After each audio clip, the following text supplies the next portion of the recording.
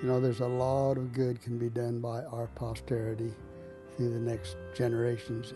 And we've tried to do that, and they've been taught to do that, and they're now doing that, and for generations that will take place.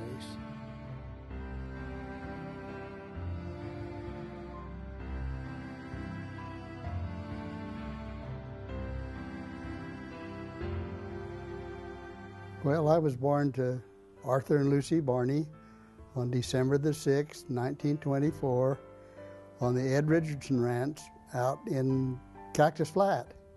My dad worked for them, and I was born there. In my youth, we moved around quite a bit, just trying to find employment work. That was during the Depression. It was pretty hard and pretty tough, and Dad was working on the farm, and we moved several times before I can remember. When we moved the third time, I remember that, and he leased a farm from Jared Johns and started farming it. And we lived in a place where we had no plumbing, we had no water, we had no electricity, we had no radio, no telephone, and that was the way that I lived in growing up. It was a kind of a tough old life when you look back on it.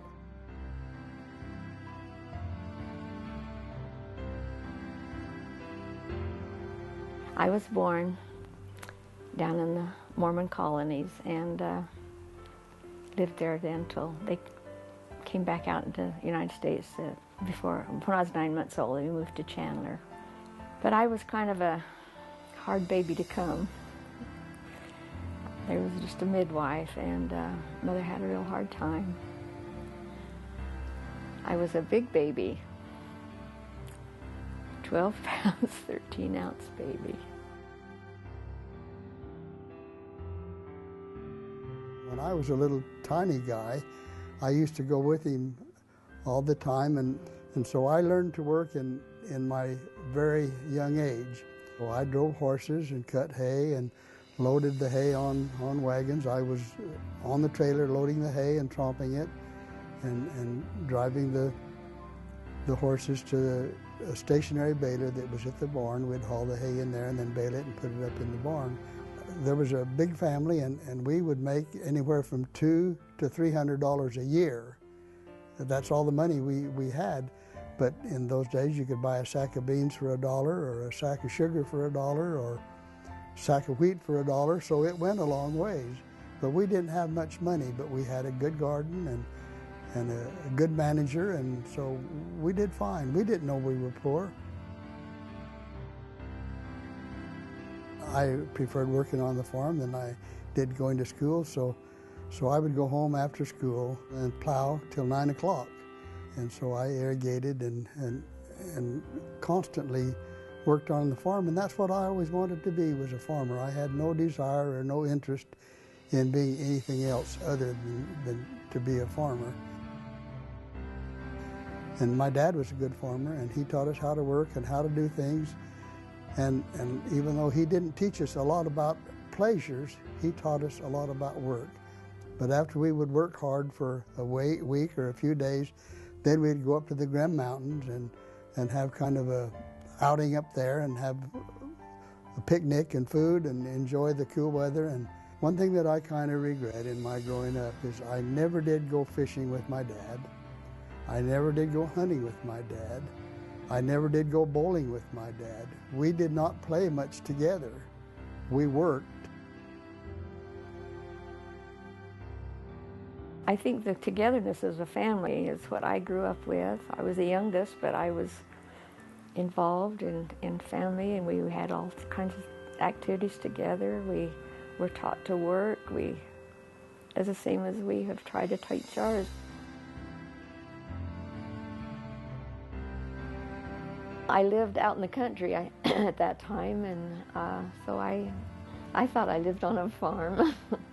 We had cows, we had chickens, we had gardens, we had all the things that a farm had, and that's the way we lived. We lived on what we grew, and I didn't get to be involved in a lot of the things that the girls in town were involved in, but I don't think I missed out on a lot. We just learned the value of work and that we need to work for what we got.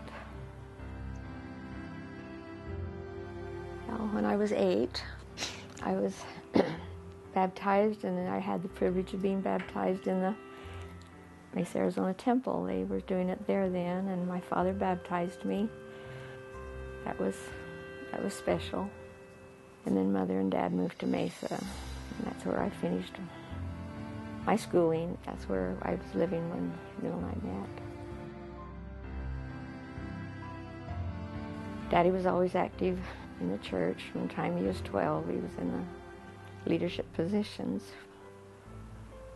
And Mother was always supportive, and she was also involved in Relief Society, and they were very hardworking people. Taught me well, prepared me well.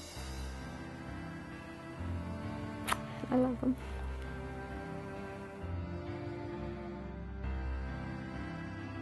I went into the service and served in Italy during that time.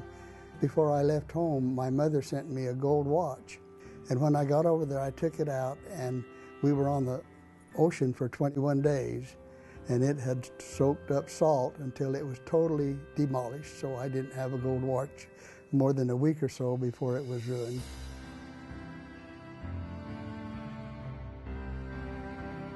I went into the service in the field artillery and was a radio operator in the field artillery. And then things got so tough over there, and there were so many men being killed, that they switched all of our outfit from field artillery into the infantry. On Christmas Day, our captain got us together and said, "Your life expectancy here is 3 months." And that was kind of scary for me to think that we were going to be 3 months, and then if you live the first 3 months, while your next 3 months was less likely. So it was a little frightening. But I had remembered that President Kimball gave me a blessing and ordained me to the priesthood before I went into the service, and blessed me that I'd be blessed, protected, and return home in safety. And of course that happened. And he also made some kind of a statement about me having many opportunities to serve and give of myself and bless the lives of people. And so I've had that opportunity throughout my life.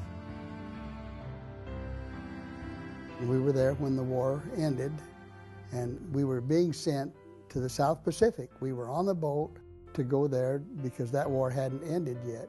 And when we were halfway between Europe and the South Pacific, they dropped the atom bomb and ended the war there. And so that's the first time I remember the government ever made a wise decision in my favor. They turned us around on the boat and took us home, took us back to the States, instead of going on over there and sitting around for 6 months while they decided what to do with us. They just turned the boat around and went back home.